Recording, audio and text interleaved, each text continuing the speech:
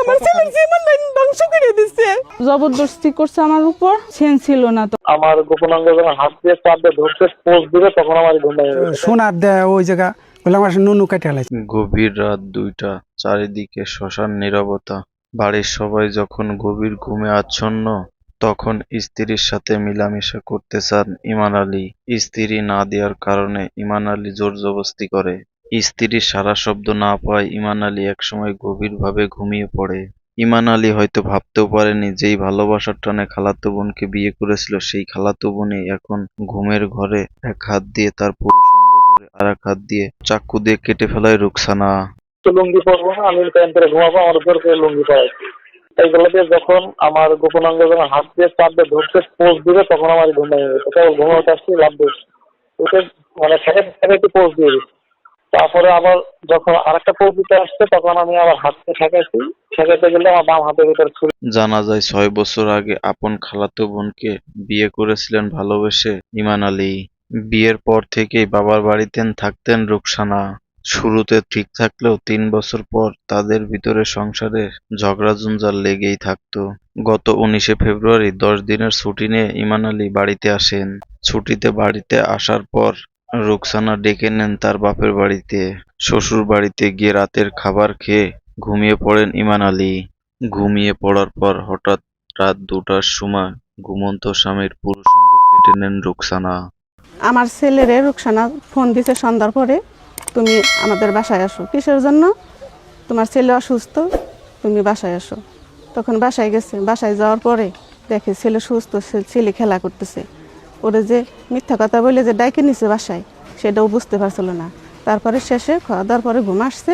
ঘুম আসার পরে রাত 2টার দিকে যখন আমার ছেলে ঘুম আসছে তখন আমার ছেলে চাকু দিয়ে ওই পুরুষ অঙ্গ কেটে ফেলছে। কেটে ফেলার পরে আমার ছেলে মা বলে চিৎকার দিছে। চিৎকার দেওয়ার পরে তখন বাসায় ফোন দিছে, মা তুমি তাড়াতাড়ি এসো, আমার মেরে ফেলেছে, তুমি আমার হসপিটাল দিয়েছিল মেডিকেলে, আমি এর বিচার চাই। আমার ছেলে এসের লোকে আমার ছেলের এই অবস্থা করছে, আমি এর বিচার চাই।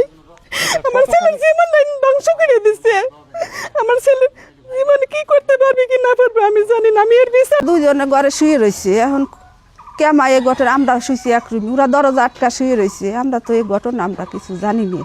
পরে যখন জোরে করে চিৎকার মারছে যে মা, তখন যা দেখি যে এই অবস্থা। কে চিৎকার মারছে? ওই ছেলেটাই চিৎকার মারছে, মেয়েও চিৎকার মারছে, দুইজনেই চিৎকার মারছে। কি দেখেন? যা দেখছি যে ও ছেলে কইতেছে মা আমারে বাঁচান, আমার হাসপাতালে নিয়ে চলেন, আমার হাসপাতালে নিয়ে চলেন। তারপরে ওই ছেলেই অটো ফোন দিছে, অটো ফোন দিয়ে ফরিদপুর নিছে, ফরিদপুর ওই জায়গাতে। ইমান আলীর পুরুষাঙ্গ কাটার কথা স্বীকার করেন তার স্ত্রী রুকসানা। আরও জানান স্বামীর শারীরিক ও মানসিক নির্যাতনে দিনের পর দিন অতিষ্ঠিত হয়ে এই কাজ করতে বাধ্য হন রুকসানা। জবরদস্তি করছে আমার উপর, মানে আমার সেন ছিল না তখন। ওর মা বাপের কথা মতো মানে ই করে। আমি যে স্ত্রী, মানে আমার কোনো কথার মূল্যই ওর কাছেই নাই। মানে বইয়ের যে একটা কর্তব্য, বইয়ের যে একটা সেটা আমি ওর কাছ থেকে কখনোই পাইনি, কখনোই না পাইনি। বোর যে একটা মূল আমি কখনোই পাইনি। ও আমার অনেক রকমের নির্যাতন করছে, যেমন শারীরিকভাবে নির্যাতন করছে। ও একবার আমার গলা পিছে টিভি দেয়, মানে আর 1 সেকেন্ড থাকলে আমি ওইখানেই শেষ হয়ে যাইতাম। ও আমার মানসিক চাপ দিতে দিতে মানে আমার একদম বানাই। গভীর রাতে ইমান আলীর চিৎকার শুনে ছুটে আসেন রুকসানার মা বাবা। এসে দেখে লুঙ্গিতে রক্ত মাখানো আর পুরুষাঙ্গ কাটা। দেখলাম যে ওর কাপড় চোপড়ে রক্তর মতো। আমি বললাম কী রয়েছে? বলে যে এই ঘটনা। আমি বললাম হায় হায় মাথায় বাড়ি দিচ্ছিস, তোরা কী করছিস? হ্যাঁ তোরা কী করবার লাগছিস? আমি তো কিছুই বুঝতেছি না। এই ঘটনা বলতে কি? হ্যাঁ মানে দেখলাম যে ওর ওই যে হাত এই জায়গা কাটা, এই জায়গা কাটা আর সোনার দেয় ওই জায়গা বলে আমার নুনু কেটে হালাইছে। আমি বললাম কী কস? পরে দেখলাম যে রক্ত বেরিতেছে। তখন আমি বললাম যে তাড়াতাড়ি তো একটা গাড়ির ব্যবস্থা করি, তো হাসপাতালে নিয়ে যাই তোরে। তারপরে ও কলো ওর ভাই গেলে ওর মারে ফোন দিল, ওর বাপরে ফোন দিল, ওর ভাইয়ের কাছে ফোন দিলি পারে। ওইটা পরে ওরা গাড়িতে আসলো, গাড়ি নিয়ে। তারপরে আমি ওদের সাথে ফরিদপুর গেলাম।